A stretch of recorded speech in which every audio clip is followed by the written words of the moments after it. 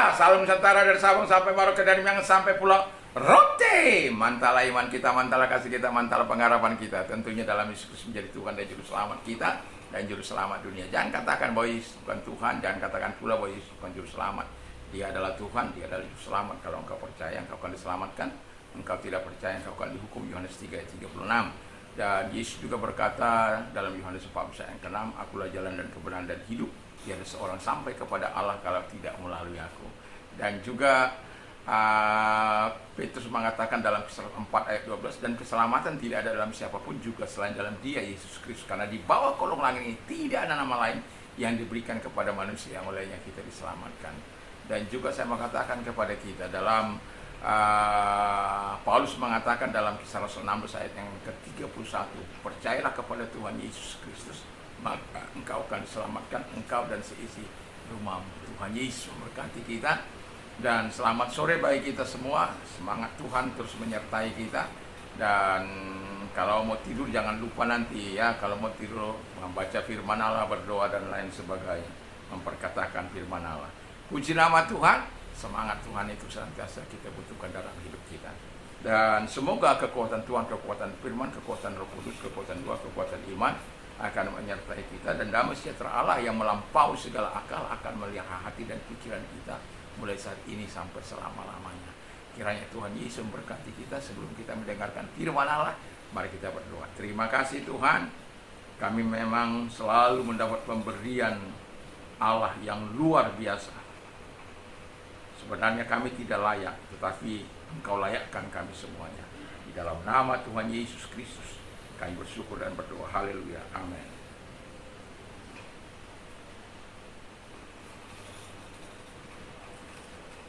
Saya akan membacakan Roma 3 ayat 23.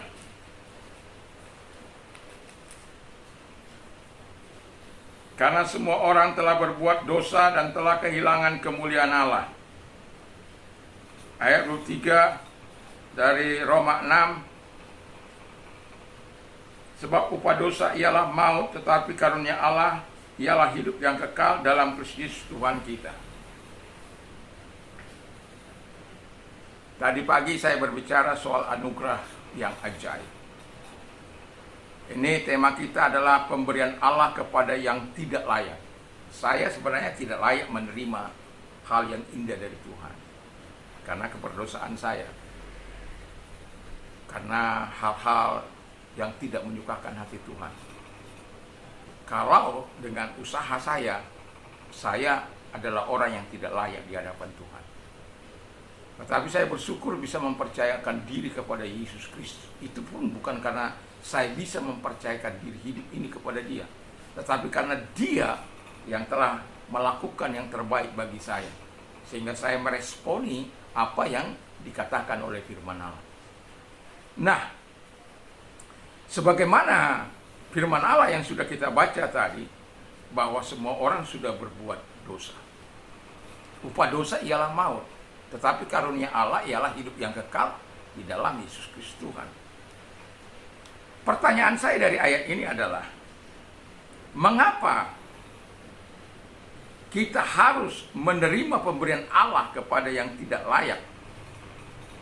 Kita harus menerima pemberian Allah kepada yang tidak layak menurut Roma 3 ayat 3, Roma 6 ayat 3, karena manusia telah berbuat dosa. Kita tidak layak itu bukan karena kita tidak berpakaian, tidak menghiasi diri, kita pakaian kumal, kita pakaian yang tidak layak. Kita bisa saja mempergunakan seluruh perhiasan, kita bisa menggunakan jubah yang maha indah atau pakaian yang manis, yang serasi dengan bentuk tubuh kita. Bukan itu yang membuat kita tidak layak di hadapan Tuhan. Bukan soal pakaian, tapi soal hidup manusia yang telah jatuh ke dalam dosa. Dan ini bukan hanya masalah saya dan saudara. Ini masalah seluruh dunia. Tidak ada seorang pun yang tidak berdosa. Mau cek? Mari kita cek. Siapa manusia yang tidak pernah berdusta? Coba angkat tangan.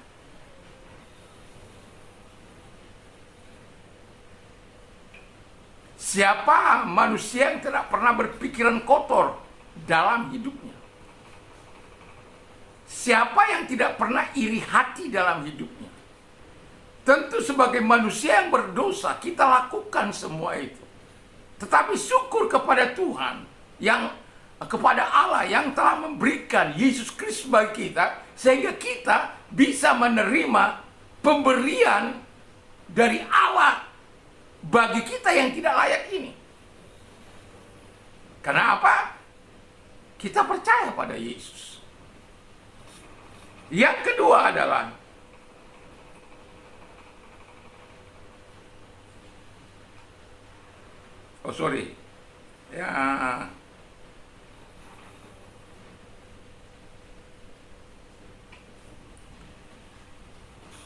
yang kedua ialah manusia telah kehilangan kemuliaan Allah. Seharusnya manusia itu apapun yang dilakukannya, apapun yang diperbuatnya, apapun yang dikerjakannya, harus memuliakan Tuhan yang telah memberi napas hidup, yang telah meminjamkan napas hidup ini bagi kita. Coba napas hidup ini diambil. Inna lillahi wa inna ilaihi raji'un. Berasal dari tanah, kita akan kembali kepada tanah. Artinya, napas pinjaman yang telah Tuhan anugerahkan kepada kita, yang Tuhan berikan kepada kita, seharusnya kita lakukan bagi kemuliaannya. Tapi sebaliknya, kita melakukan hanya untuk kepentingan kita sendiri, hanya untuk memuaskan hawa nafsu kita, hanya untuk mementingkan hawa nafsu mata kita ini, keinginan-keinginan dunia ini, keangkuhan hidup dunia ini, dan lain sebagainya.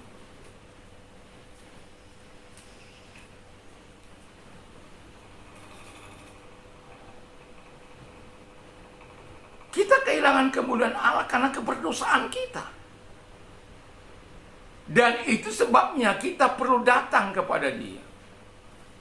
Karena begitu besar kasih Allah akan dunia ini, sehingga Ia mengaruniakan anaknya yang tunggal, supaya setiap orang percaya kepadanya tidak binasa, melainkan beroleh hidup yang kekal. Jadi kita perlu, atau kita membutuhkan Allah Kristus Roh Kudus dalam kehidupan kita, untuk menerima dengan ucapan syukur segala pemberian Allah kepada kita yang tidak layak ini, kepada kita yang berdosa ini. Bayangkan kita yang tidak layak ini menerima sesuatu yang indah dari Sang Pemberi. Misalnya, kalau tentu setiap kita pernah menerima kado atau hadiah dari orang, ya.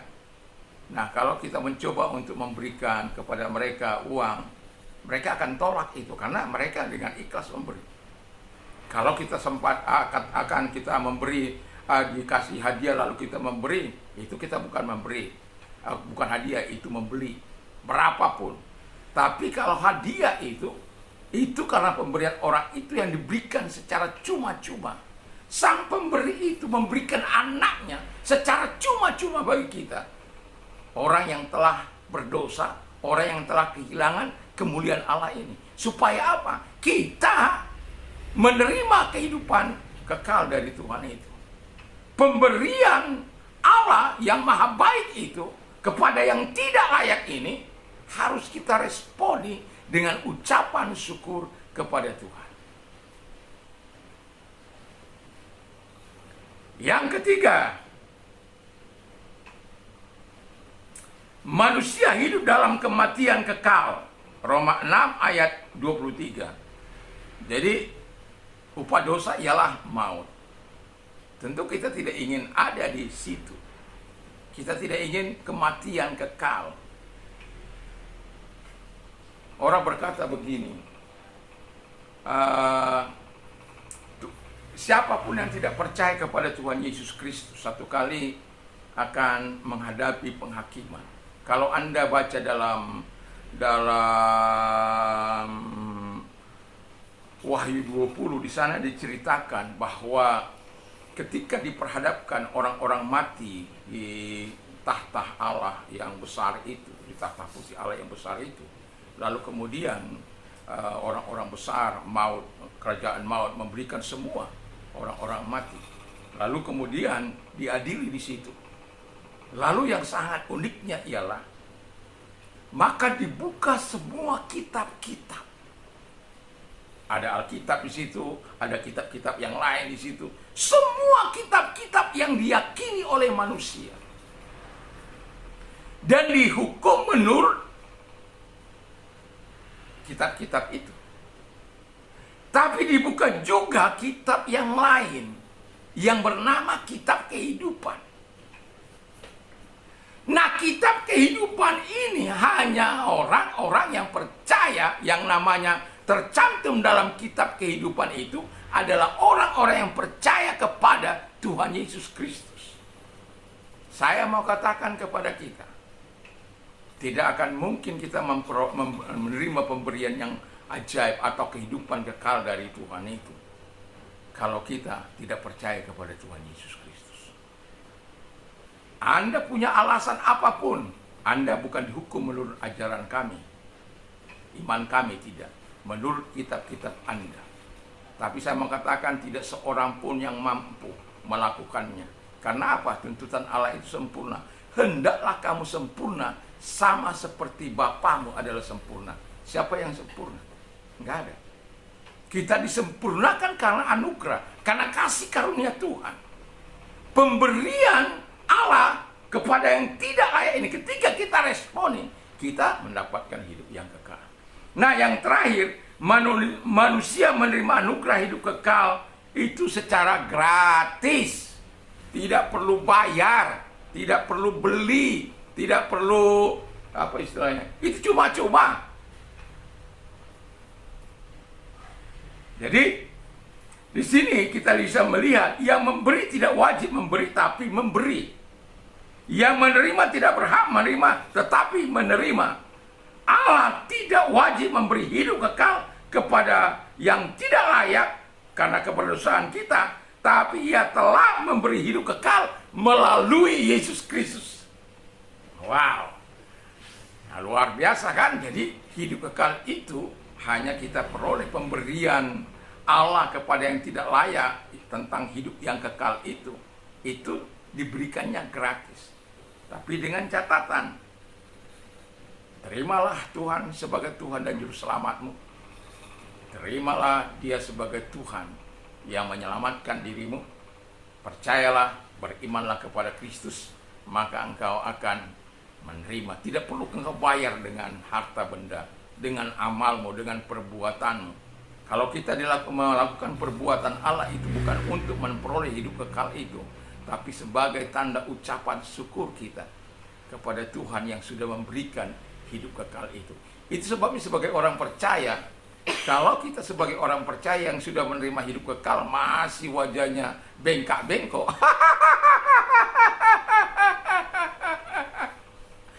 perlu dipertanyakan hidup kekalnya di mana itu ya, atau masih bentuk kerucut ya, terkecuali mungkin marah ya. Tapi kalau dia hari kayak